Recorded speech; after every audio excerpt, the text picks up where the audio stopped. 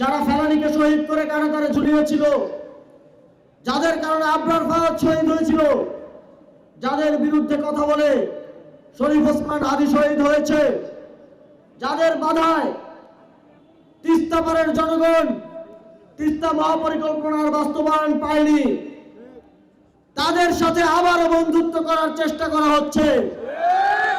আবারও দিল্লির green signal নিয়ে বাংলাদেশের ক্ষমতায় আরোহণের চেষ্টা করা হচ্ছে। আপনারা কি তাদেরকে আবারও দিল্লির গ্রিন সিগন্যাল নিয়ে আসার পর এদেশের ক্ষমতায় আরোহণের জন্য ভোট দেবেন?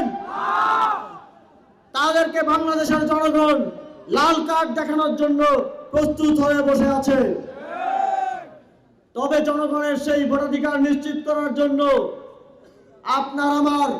আমাদের সকলকে ত্যাগ স্বীকার করতে প্রস্তুত থাকতে হবে। আমাদের সকলকে 12ই ফেব্রুয়ারি লড়াই করতে প্রস্তুত থাকতে হবে।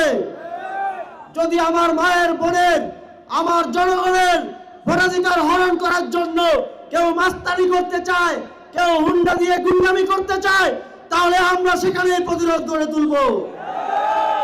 কাউনিয়াবাসী কি প্রতিরোধ গড়ে তুলতে প্রস্তুত?